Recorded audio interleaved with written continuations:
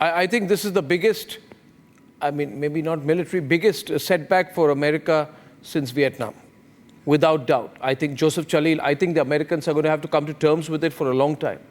And I don't think the American media is telling them the real story that they've lost. Essentially, I look upon the BRICS Summit, the presence of the UN Secretary General, the presence of Narendra Modi, Xi Jinping, the presence of all these world leaders, the global South backing Russia, and economic and defense cooperation between them becoming stronger. In fact, the West has lost Russia as a market, and Russian economy is outpacing Europe. The Russian economy is growing faster than the US. The World Bank has just declared Russia a high-income economy. Their industry has rebounded. Their unemployment rate has gone down. So Russia has really done well.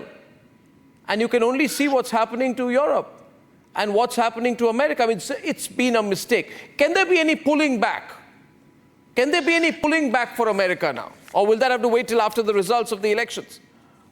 In 3 weeks, you will know the results. I mean, November 5th, you will see the election results. What's been happening is, for the past 4 years, the weak U.S. leadership had empowered the deep state to become more powerful. And you just have to follow the money. Who's benefiting from all these conflicts? From whether the Israeli conflict in the Middle East, or is the Russia-Ukraine conflict?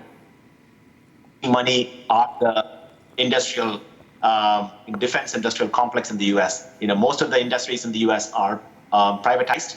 Most of the companies which make guns and and armaments and flights and missiles and even missile defense systems, all privatized American corporations, and their main interest is keeping the conflict alive. So looks like they will lose if a strong leadership comes in and put an end to this and bring in world peace. So unfortunately, a weak President Biden had let an upper hand to this defense industrial complex. I remember 20 years ago, the Republican Party was a pro-war party in the U.S. Now that's completely changed. Now Kamala Harris and the Democrats are the pro-war party. They don't want peace. There's going to be no support for them. No. But Joseph, on that, I just want to throw again to Mr. Mittal.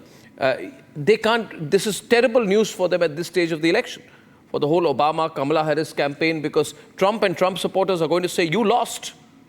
You embarrassed America. And this is going to go wildly against them. Anand. That's right. And you have to remember that the Obama-Biden policy of 2008 till 2012 was to approach rapprochement with Russia, to be friendly to Russia, to say that Russia was not a problem. Mr. Obama famously in the 2012 election said, this is a Cold War mentality, that Russia is our enemy. So I think the double dealing, the hypocrisy, the double standard is certainly there. It's certainly something that has not escaped the American viewers, the American audience, and the American voters. And I think that's going to continue in this election. I think most likely what you're going to see if Mr. Trump is elected is going to be a change in the views that the American foreign policy views are going to change. But I'm not sure if that's going to end the Ukraine war, but it's certainly going to make the right moves towards a more peaceful negotiation, possibly the right moves towards even being more friendly to India. If BRICS is the new a thing in town, then Mr. Trump is certainly going to want to make a deal. He loves to make deals. He loves to do bilateral. So he will certainly ratchet up his foreign policy, his diplomacy, to make sure that India doesn't fully fall into the Russia-China sphere. And I think that's understandable. And I think, like I said, are Americans seeing this, Anand?